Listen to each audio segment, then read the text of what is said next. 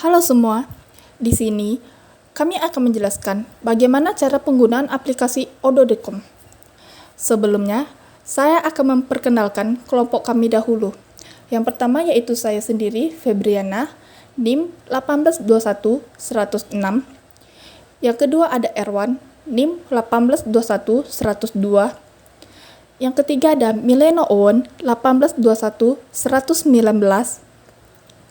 Dan yang keempat ada Andi Putra, NIM 1821126.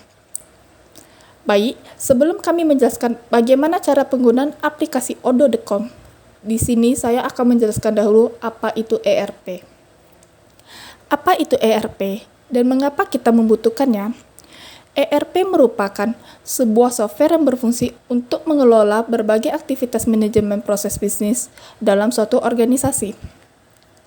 Setiap perusahaan dan organisasi menghadapi tantangan yang sama, yaitu untuk selalu kompetitif dalam dunia bisnis.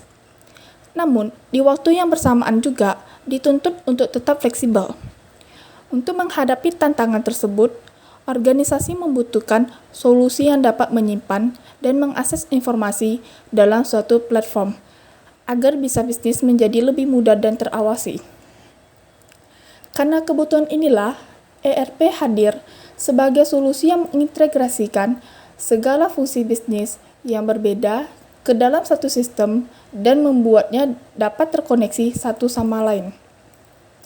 Dalam menggunakan ERP, Anda dapat menyederhanakan pekerjaan di setiap departemen. Apa saja manfaat utama yang dapat diperoleh perusahaan jika menggunakan solusi ERP? Yang pertama yaitu memudahkan perusahaan dalam menjalankan kegiatan operasional. Keuntungan utama dari penggunaan solusi ERP adalah perusahaan dapat mengatur banyaknya pekerjaan dari beberapa departemen perusahaan dengan satu sistem. Yang kedua, ERP mengurangi biaya operasional. ERP adalah sebuah software yang membantu untuk mengurangi biaya operasional, karena fitur ERP dapat memusatkan proses bisnis yang berbeda. Maka dari itu, perusahaan dapat mengontrol biaya pemasaran, inventory, produk, dan lain-lain. Yang ketiga yaitu ERP menyediakan data dan informasi secara real-time. Sangat penting bagi perusahaan untuk mendapatkan data dan informasi secara real-time, karena laporan bisnis yang akurat akan membantu kita menghasilkan keputusan terbaik bagi masa depan bisnis. Kapan waktu yang tepat bagi perusahaan menggunakan solusi ERP? Yang pertama itu ketika kita memiliki banyak aplikasi bisnis yang berbeda, tapi semuanya tidak terhubung satu sama lain. Yang kedua, ketika perusahaan ingin memulai unit bisnis baru dan mencapai kegiatan operasional yang fleksibel dan efisien. Yang ketiga, ketika kita sulit memiliki akses ke data dan informasi yang kita butuhkan untuk mengambil keputusan bisnis. Yang keempat, ketika kita merasa butuh untuk menjaga dan meningkatkan keamanan aset penting data bisnis perusahaan kita. Kapan sebaiknya memutuskan untuk menggunakan ERP software? Setiap bisnis unik dan memiliki tantangan yang berbeda. Yang memiliki pertanyaan sekarang adalah kapan sebaiknya Anda memutuskan untuk menggunakan ERP? Berikut ini merupakan beberapa parameter yang menunjukkan bahwa Anda harus mempertimbangkan untuk menggunakan sistem ERP secepatnya. Yang pertama adalah staf Anda menghabiskan terlalu banyak waktu pada tugas-tugas yang semestinya sudah tidak dilakukan secara manual. Yang kedua, Anda tidak memiliki akses cepat dan mudah ke data yang Anda butuhkan untuk mengambil keputusan bisnis. Yang ketiga, Anda bekerja sama dengan berbagai vendor atau supplier dari berbagai wilayah. Dan yang kelima, Anda memiliki banyak aplikasi berbeda yang telah Anda terapkan untuk bisnis Anda selama bertahun-tahun, tetapi semuanya tidak saling berhubung satu sama lain. Yang keenam, Anda tidak dapat memonitor tingkat inventaris Anda setiap hari.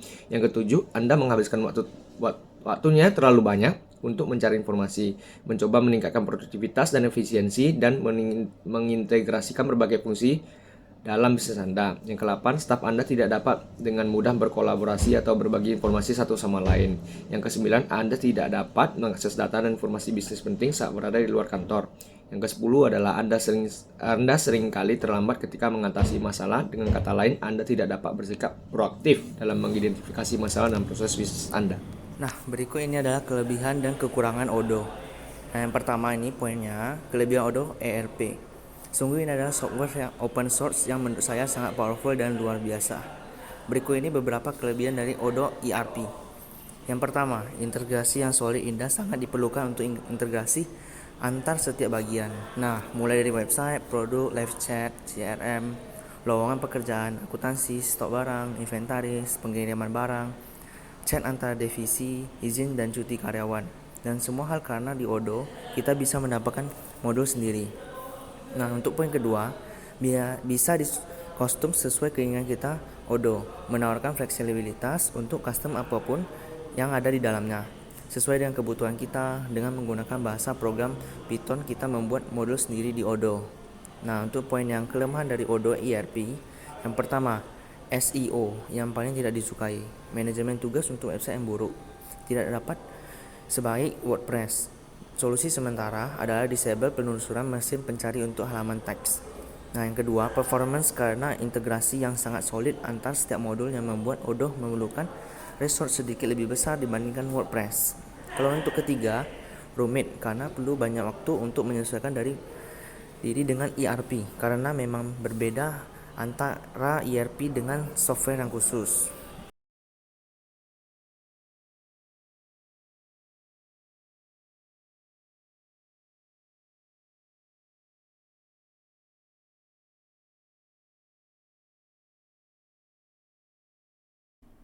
Baiklah, saya Andi Putra. Saya akan membantu Anda untuk mengajarkan atau kita langsung praktek di aplikasi Odoo ini bagaimana cara pemakainya.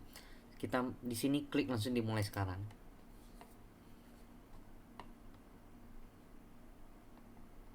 Oke, di sini ada banyak bagian ya, seperti bagian penjualan, bagian pengoperasian, bagian produksi, situs web, pemasaran, sumber daya manusia, penyesuaian. Nah, di sini bisa kita lihat di dalam setiap menu-menu itu terdapat beberapa pilihan aplikasi yang bisa kita pakai, seperti ada CRM, penjualan, faktur, program kasir. Kalau di pengoperasian ada akuntansi, ada proyek, ada timesheet, ada inventaris. Kalau di produksi ada manufaktur, ada PLM, ada pemeliharaan, kualitas dan perbaikan. Di situs web itu ada tentang e-commerce, blog, forum, e-learning. Pemasaran ada email marketing, SMS marketing, ada untuk acara, pemasaran sosial, dan janji temu. Di SDM ada tentang karyawan, ada tentang rekrutmen, employee referral, time off, armada, penilaian, dan lain sebagainya. Di penyesuaian ada studio. Nah, saya akan membantu Anda untuk bagaimana kita ambil salah satu aplikasinya, seperti di pemeliharaan di bagian produksi ya. Kita klik di sini dan klik lanjutkan. Nah, kita isi data kita seperti nama depan dan nama belakang kita. Ya, di sini sudah ada Andi Putra. Kita klik lagi email kita. Kita buat nama perusahaan kita, terserah mau apa-apa. Masukkan nomor telepon yang ini. Terus ada negara, pilih negara, sudah ada Indonesia, bahasa sudah ada bahasa Indonesia. Kita pilih skala perusahaan, ada di bawah 5, ada 5 sampai 20, ada 20 sampai 50, 50 sampai 250 dan seterus di atas 250. Karena kita akan hanya belajar, kita pakai yang simple saja, di bawah 5 karyawan. Ini boleh disesuaikan dengan skala perusahaan masing-masing. Saya akan menggunakan saya adalah mahasiswa sebagai minat utamanya. Klik mulai sekarang.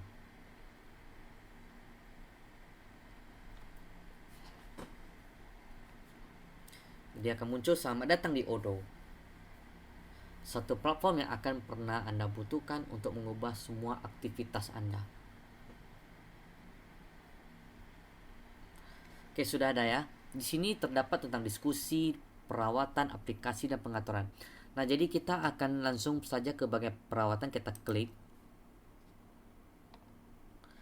Nah, sini sudah muncul kan, ada tim perawatannya, ada dashboard, perawatan, peralatan, laporan, konfigurasi. Di sini ada tentang cari, kita bisa mencari dokumen kita dari sini apabila sudah kita buat. Nah, langsung saja kita buat ini to do. Listnya kita buat di sini yang baru di sebelah kiri atas. Kita pengen minta mereka perbaiki perawatan pencegahan atau apa, kita di sini bikin permintaan perawatan, misalnya perbaikan meja di departemen keuangan lantai 3 misalnya, kantornya di lantai 3 atau apa ya. Kita klik di peralatan, kita ketik saja peralatan, misalnya apa, perkakas misalnya ya. Kita klik sini buat perkakas. Oke, buat. Sini ada langsung kategorinya ya, langsung muncul tentang perkakas.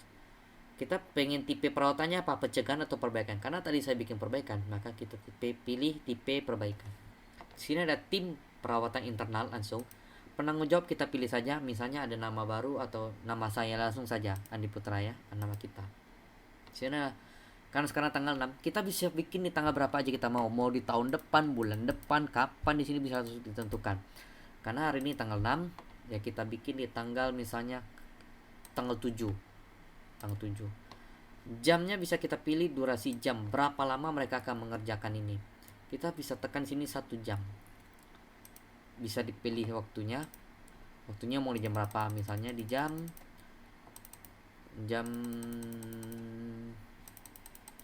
misalnya jam 8:15 ya. 8:15 bisa kita atur detiknya juga di sini. Jam 8:15 pas ya kita buat. Oke, pas. Skala prioritas kita mau bikin yang penting berapa dari 3 bintang nih. Makin tinggi makin banyak bintang kita kasih, berarti prioritasnya makin tinggi dan harus diselesaikan duluan. Kita klik di sini. Oke. Kita langsung ke simpan atau kita lihat dulu dalam proses diperbaiki atau pembuangan. Diperbaiki berarti kita bisa di sini menyatakan menambahkan catatan internal. Kita pengen bilang apa?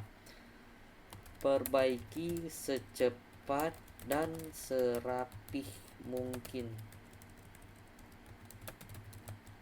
Nah, langsung saja kita simpan apabila kita sudah mengaturnya sesuai dengan yang kita mau. Simpan. Dan akan ada di sini langsung di permintaan baru. Nah, kita bisa kirim pesan, kita bisa jadwalkan aktivitas, kita bisa cek log catatan. Nah, dari sini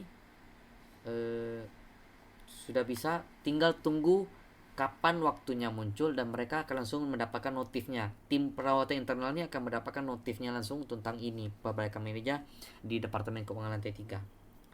Oke, sekian, terima kasih.